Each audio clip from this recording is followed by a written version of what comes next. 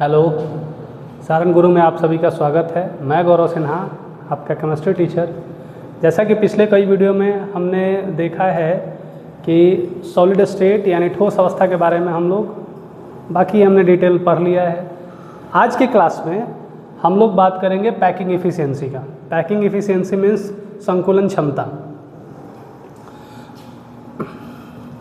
तो संकुलन क्षमता में हम लोगों को देखना है कि किसका किसका संकुलन क्षमता निकालना है।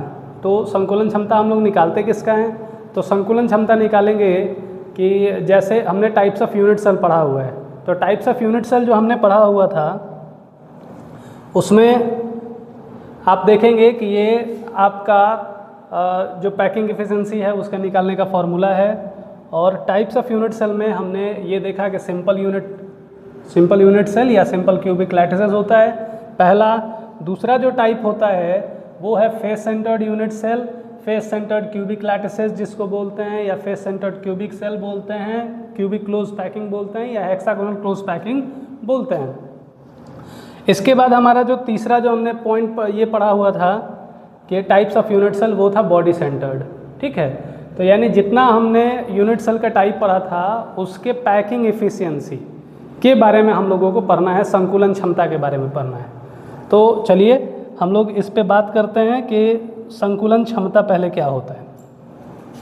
तो संकुलन क्षमता, संकुलन का मतलब होता है कि हम लोग कैसे उसको पैक कर रहे हैं। तो पैक करने के लिए हम लोग कैसे करते हैं, तो एक आप इमेजिन करिए कि आप कहीं जा रहे हैं, तो जा रहे हैं तो ब्रीफकेस में अपना सामान रख रहे हैं या कपड़ा को रख रहे हैं। तो जब आप ब्रीफकेस में अपने कपड़े को रखते हैं तो एक चीज़ आपने देखा होगा कि आप कपड़े को रखिए और कोई दूसरा रखता है, दोनों के कपड़े सजाने के तरीके अगर अलग अलग होंगे तो हो सकता है कि सेम ब्रीफकेस में अलग अलग कपड़ों की संख्या को रखा जा सकता है। या फील किए होंगे कि आप रखते होंगे दूसरे तरीके से, अगर दूसरा कोई है वो तीसरे तरीके से रखता होगा, तो अलग अलग नंबर ऑफ जो क्लॉथ्स होंगे वो रखे जा सकते हैं। इसी तरह से अलग अलग जो हमारे यूनिट सेल हैं उनमें हम लोग देखते हैं कि अलग अलग यूनिट सेल में जब हम लोग, चूँकि पार्टिकल्स का तो अरेंजमेंट यूनिट सेल में अलग अलग है, तो उनके बेस पे वो कितने स्पेस को, उस यूनिट सेल के कितने जगह को छेंकता है, इसी को हम लोग बोलते हैं पैकिंग इफिशियंसी यानी कि संकुलन क्षमता। ठीक है, तो हम लोग इसमें देखते हैं कि पैकिंग इफिशियंसी के का मतलब क्या है। तो द फ्रैक्शन और percentage of the total space occupied. Space मतलब कि एक यूनिट सेल में जितना खाली जगह होगा, एक कोष्ठिका में जितने खाली जगह होंगे, खाली स्थान होंगे, वो किसके द्वारा भरे गए होंगे, तो किसी पार्टिकल्स, यानी कि कौन से पार्टिकल्स, जो पार्टिकल्स हमने बॉडी सेंटर्ड में पढ़ा था, फेस सेंटर्ड में पढ़ा था, उसके बाद हमने सिंपल यूनिट सेल में पढ़ा था, तो उनके द्वारा जो जगह छेका जाता है उसी को हम लोग बोलते हैं संकुलन क्षमता। ठीक है, तो संकुलन व्यवस्था के संपूर्ण भाग का वह भिन्नांक या प्रतिशत जो अवयवी कण द्वारा ग्रहण किया गया हो या क्रिया किया जाता हो।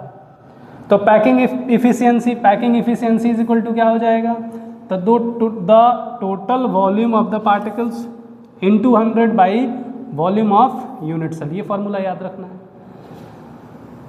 जैसा कि आप जानते हैं इफिशियंसी क्षमता निकालना है, तो क्षमता का मतलब यहाँ पे ध्यान देंगे कि अगर ये एक यूनिट सेल है,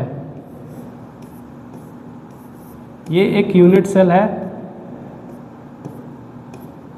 अब इस यूनिट सेल में एक कोई पार्टिकल्स हमने बीच में रख दिया, तो जो हम बीच में पार्टिकल्स को रख रहे हैं तो पार्टिकल्स होगा, पार्टिकल्स का मतलब कण है, और कण को हम लोग कैसा मानते हैं कि कण जो होगा वो गोलाकार होगा।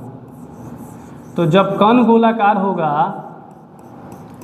तो इसको हम रखेंगे उस जगह पे एक यूनिट सेल में, तो ये क्या होगा, जगह छेकेगा।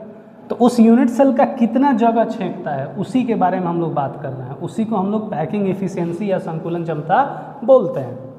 तो और भिन्न का मतलब आपका क्या होता है, भिन्न का मतलब कि कितना पार्ट है और टोटल कितना है ना।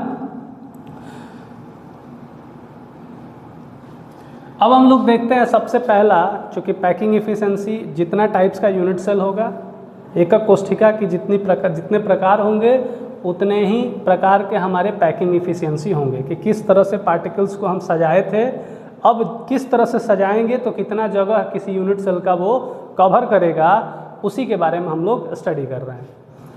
तो हम लोग देखते हैं यहाँ packing efficiency of simple cubic lattices. तो सिंपल क्यूबिक लैटिसेस में आप याद कीजिए क्या होता था। तो सिंपल क्यूबिक लैटिसेस में पार्टिकल्स के जो अरेंजमेंट होते थे, पार्टिकल्स का जो व्यवस्था होता था वो कहाँ कहाँ होता था, तो सारे कॉर्नर्स में पार्टिकल्स होते थे और साथ ही साथ और कहीं होते थे नहीं। पार्टिकल्स का कंप्लीट व्यवस्था कहाँ होगा, सारे कॉर्नर्स पे होगा। आप इस फिगर में देखिए, इस फिगर में यहाँ पे पार्टिकल्स है, यहाँ पे पार्टिकल्स है, पीछे दोनों एज पे, और यहाँ चारों आपको दिख रहा है, यानी कि पार्टिकल्स हर एक कॉर्नर पे है। तो हर एक कॉर्नर पे है, तो इस व्यवस्था को हम लोग क्या बोलते हैं, सिंपल यूनिट सेल और प्रिमिटिव यूनिट सेल। ठीक है, तो साधारण एकक कोष्ठिका बोलते थे इसको। इसके केस में क्या है कि हम लोगों को निकालना क्या है कि जैसा कि फॉर्मूला आपको पहले बताए हैं, फॉर्मूला आपको दिखाया गया है कि volume of unit cell, volume of unit cell. तो वॉल्यूम ऑफ यूनिट सेल, तो ये एक यूनिट सेल है, इसका वॉल्यूम क्या होगा, ए क्यू। आपको ये पता है, क्योंकि जो यूनिट सेल है हम लोग कैसे मानते हैं कि घन जैसा मानते हैं, क्यूब मानते हैं। तो ए क्यू होगा तो हमको ए निकालना पड़ेगा। ए मतलब क्या है, एज लेंथ। ठीक है, किसका एज लेंथ, तो जो हमने घन लिया है उसका एज लेंथ, यानी किनारों की लंबाई। अब ये देखिए, ये हमारे जो यूनिट सेल है तो सबका एज लेंथ क्या होगा, इक्वल होगा, ये ए है। इस पॉइंट पर भी देखेंगे तो यहाँ से यहाँ तक का जो डिस्टेंस होगा वो क्या होगा, ए होगा। ठीक है, लेकिन जब हम पार्टिकल्स को कॉर्नर पे रखते हैं तो कितने पार्टिकल्स को रख सकते हैं, तो यहाँ पे देखेंगे 2 पार्टिकल्स को रखा गया है। ठीक है, तो 2 पार्टिकल्स को रखा गया और बीच में जो ये लाइन बन रहा है वो क्या है, ए है। यानी ए इज इक्वल टू क्या होगा, कितने जो गोले जो हैं, जो पार्टिकल्स है उसका रेडियस मैच कर रहा है, तो ये है आर और ये है आर, एक आर 2 आर। ठीक है, तो आर आर यानी कितना आर है यहाँ, 2r के इक्वल है, यानी a जो है वो कितने के बराबर है, स्फीयर के 2 रेडियस के बराबर है। ठीक है, अब हमको ये पता है कि volume of unit cell is equal to क्या होता है, ए क्यू, और a इज इक्वल टू क्या निकल गया, 2r निकल गया, तो 2r का क्यू यानी 8r³ निकल गया। अब number of particles in simple unit cell, सामान्य एकक कोष्ठिका में कणों की संख्या पढ़े हुए हैं पीछे, कितना आता है, 1 आता है। कैसे आता है, तो थोड़ा थोड़ा रिव्यू भी देख लेते हैं। 1/8 × 8, क्योंकि एक जो कॉर्नर पे पार्टिकल्स होता है उसका 1/8वां भाग एक यूनिट सेल में होता है, और कॉर्नर कितने हो गए, 8, तो पार्टिकल्स का जो नंबर है वो कितना आता है, 1 आता है। उम्मीद है ये बात समझ में आ गया होगा। And the volume of particles, तो पार्टिकल्स को, कण को हम कैसा समझ रहे हैं, स्फीयर यानी कि गोलाकार समझ रहे हैं, तो आयतन किसका लगेगा, गोला का आयतन। गोला का आयतन क्या होता है, स्फीयर का वॉल्यूम 4/3πr³। अब टोटल वॉल्यूम ऑफ पार्टिकल्स, तो टोटल वॉल्यूम ऑफ पार्टिकल्स यानी कि कणों की संख्या और एक जो कण है उसका आयतन, तो कणों की संख्या 1 और जो कण का जो आयतन है उसका 4/3πr³। अब पैकिंग इफिशियंसी, संकुलन क्षमता देखेंगे, तो संकुलन क्षमता देखेंगे तो ये कणों की संख्या हो गई, उसका आयतन × 100 बाई यूनिट सेल का आयतन। अब इसको जब सॉल्व करेंगे तो ये आ जाता है कितना, 52.36। 52.36 जो है वो पैकिंग इफिशियंसी होता है किसका, सिंपल यूनिट सेल का। ठीक है, अब 52.36 होता है पैकिंग इफिशियंसी, इसका मतलब क्या है कि ये 100% में, अगर जो पूरा खाली जगह है उसमें 52.36% यानी कि उतना हिस्सा उसका क्या करता है, छेंकता है, और बाकी जो जगह है तो खाली कितना रहेगा, तो आप 100 में से माइनस कर दीजिएगा, यानी कि 57.64% स्पेस, जगह जो है वो क्या होता है, खाली रहता है। तो क्वेश्चन आपसे 2 तरह से पूछता है, एक तो आपसे पूछ देगा कि पैकिंग इफिशियंसी, संकुलन क्षमता क्या होता है, और दूसरा पूछ देगा पैकिंग डिफिशियंसी, और खाली स्थान पूछेगा कि अगर हम सिंपल यूनिट सेल में कणों को अरेंज कर रहे हैं तो उसमें कितना जगह खाली बच जाएगा। तो आपको खाली जगह भी याद रखना है और भरा हुआ जगह याद रखना है, या अगर आपको कंसेप्ट क्लियर रहेगा तो आप उसी टाइम बना सकते हैं। अब अगले में हम लोग आते हैं, अगला देखते हैं फेस सेंटर्ड यूनिट सेल।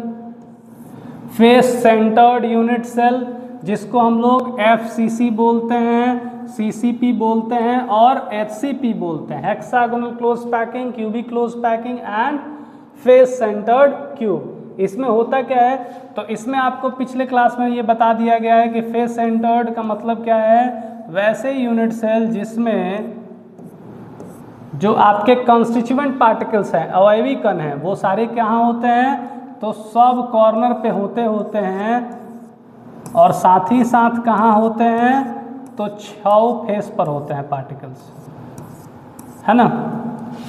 तो पार्टिकल्स का अरेंजमेंट जो है वो सारे कॉर्नर्स के साथ साथ सारे फेसेस पे होगा, उसको हम लोग फेस सेंटर्ड लैटिसेस या फेस सेंटर्ड यूनिट सेल बोलते हैं। इसमें ये भी आपको बताया गया है कि जो नंबर ऑफ पार्टिकल्स है, यानी कणों की जो संख्या है वो कितनी है, तो इसमें कणों की जो संख्या होती है वो होती है 4। कितनी? 4 कणों की संख्या होती है, ठीक है। अब हम लोग देखते हैं पहले कि हमको क्या निकालना होगा, तो A निकालना पड़ेगा। किसी भी कंडीशन में अगर संकुलन क्षमता निकालना है तो चूंकि आपको यूनिट सेल के रिस्पेक्ट में ये पैकिंग इफिशिएंसी निकालना है, तो यूनिट सेल का आयतन कब निकलेगा, जब हमको A पता होगा। तो A हम लोगों को निकालना है और किससे कंसीडर करना है, किससे रिलेशन निकालना है, तो रेडियस से। किसके रेडियस से, तो जो कण है उसके त्रिज्या से, और A में पहले रिलेशन निकालना है। तो इसी को निकालने के लिए हम लोगों को जो टेक्निक लगाना है वही लगाते हैं, बाकी इसमें कुछ होता नहीं। अब हम लोग देखेंगे कि इन ट्रायंगल ABC में देखिए, ये ट्रायंगल है ABC। इस ट्रायंगल में आप देखेंगे ऐसा जो ट्रायंगल बन रहा है, इस ट्रायंगल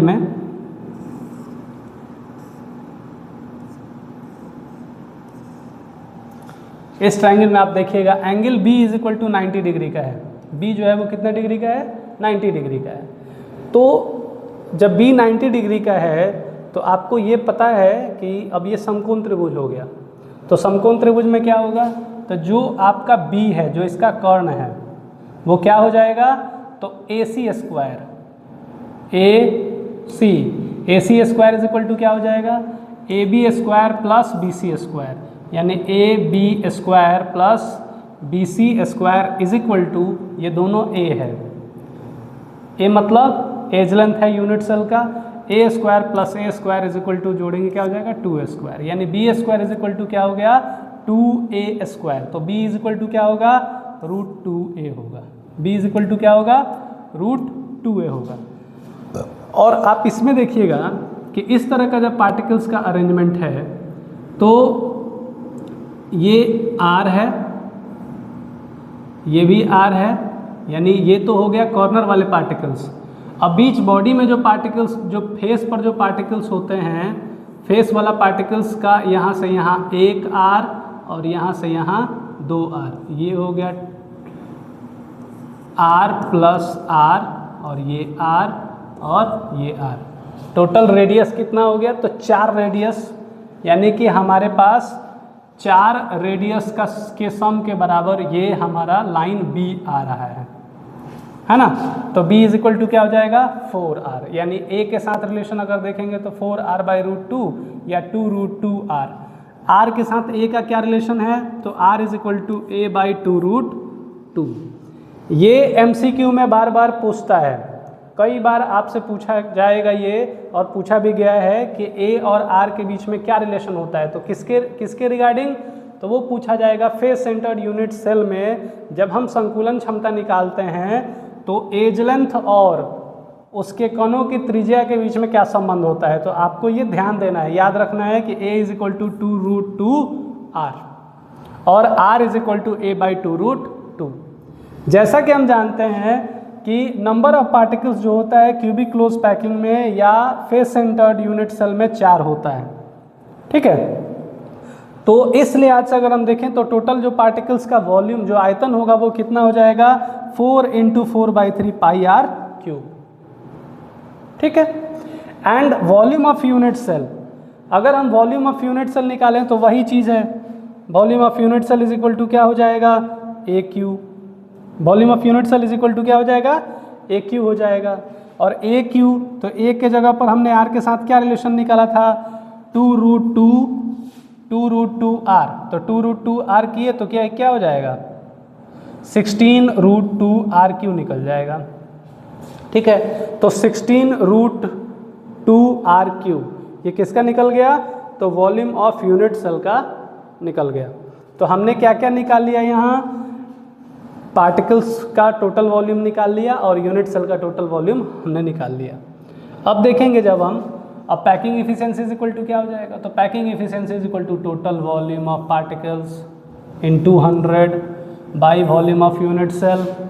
ठीक है, तो टोटल वॉल्यूम ऑफ पार्टिकल्स ये निकला हुआ है इनटू 100 बाई AQ।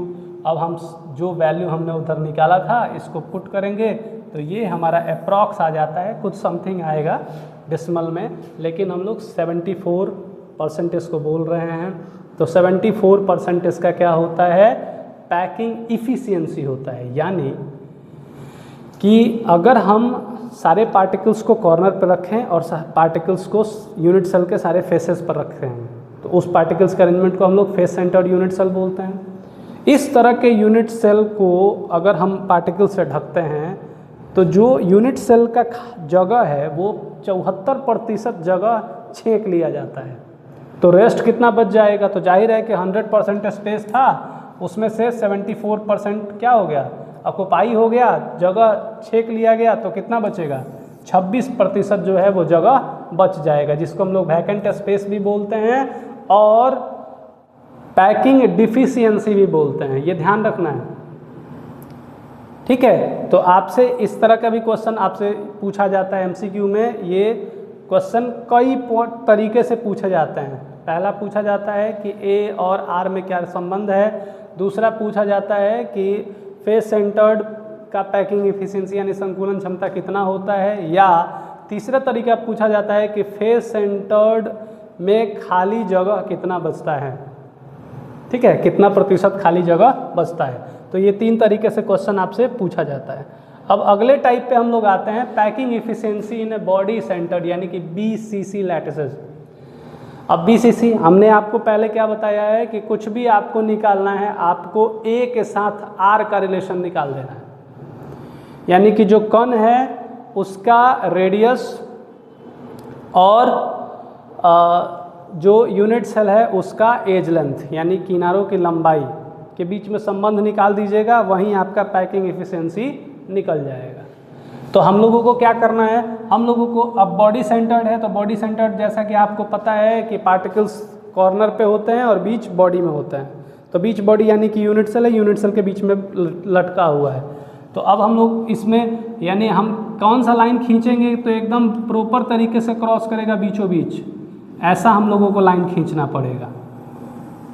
ठीक ना, यही लाइन अगर हम लोग खींचेंगे तो ये प्रॉपर सेंटर से पास करेगा।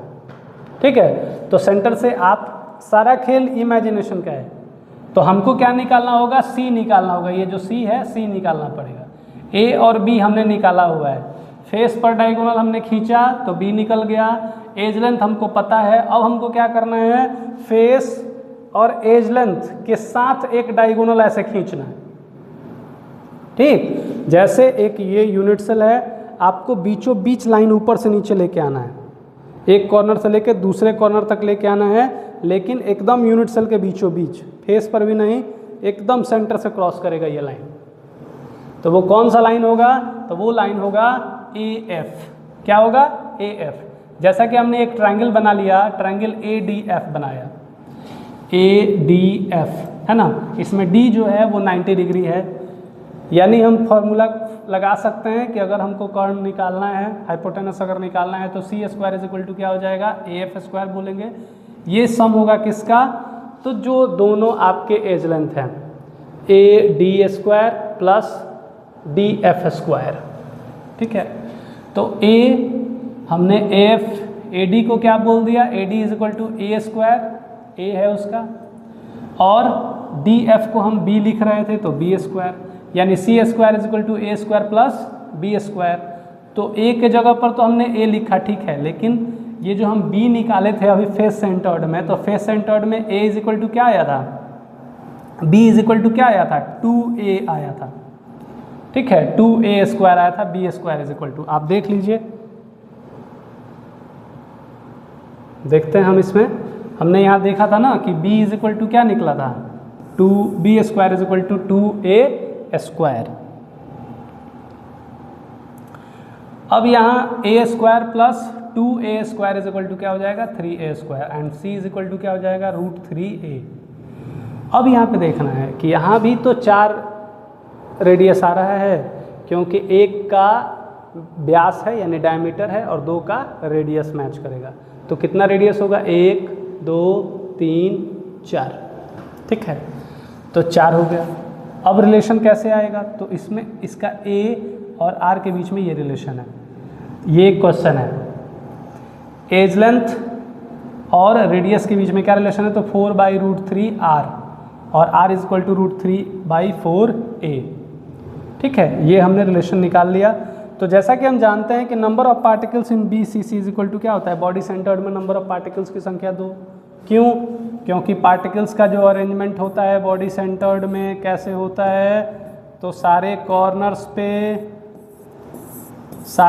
पे पार्टिकल्स होते हैं, तो सारे कॉर्नर्स पे पार्टिकल्स होंगे तो उसकी संख्या 1, और ये बीच बॉडी में पार्टिकल्स है तो इसकी संख्या 1, टोटल नंबर ऑफ पार्टिकल्स कितना, 2, ठीक है। अब हम लोग देखते हैं कि द वॉल्यूम ऑफ पार्टिकल्स निकलेगा, तो 2 × 4/3πr³। 2 क्या है, number of particles in body centred unit cell और पार्टिकल्स का आयतन। अब देखते हैं हम लोग volume of unit cell AQ is equal to, जब हम वैल्यू रखेंगे 4/√3R³ is equal to 48R³/3√3 होगा। अब packing efficiency is equal to क्या हो गया, तो total volume of particles into 100 by volume of unit cell. जब हम इसको वैल्यू को रखते हैं तो ये आता है 68%। कितना आता है, 68% आता है। तो 68% यानी क्या मतलब है कि अगर हम बॉडी सेंटर्ड के तरीके से एक यूनिट सेल में पार्टिकल्स को सजाते हैं तो 68% जगह ऑक्युपाई किया जाएगा। तो कितना जगह खाली रहेगा, तो खाली जगह निकालना है तो क्या हो जाएगा 100 - 68 यानी कि 32% जो स्पेस है वो क्या रहेगा, खाली रहेगा। क्लियर, बात समझ में आ रहा है। तो हम लोग इसको वॉइड भी बोलते हैं, चाहे पैकिंग डिफिशियंसी के नाम से भी आएगा। क्लियर। तो आज की क्लास में हमने क्या क्या सीखा, तो हमने पैकिंग इफिशियंसी को सीखा। पैकिंग इफिशियंसी किसका, तो हमने सिंपल यूनिट सेल का पैकिंग इफिशियंसी देखा, बॉडी सेंटर्ड का यूनिट पैकिंग इफिशियंसी देखा, और फेस सेंटर्ड यूनिट सेल का पैकिंग इफिशियंसी हमने देखा। ठीक है, इनसे रिलेटेड जो भी क्वेश्चंस होंगे MCQ आप देख लेंगे, पिछले कई साल पूछा हुआ है और आगे इसी टाइप का क्वेश्चन इसी पॉइंट से अराइज होता है। उम्मीद है कि ये सारे टॉपिक आपको समझ में आए होंगे। अब हम लोग अगले वीडियो में बात करेंगे डेंसिटी से रिलेटेड और कोऑर्डिनेशन नंबर से रिलेटेड। Okay, thank you.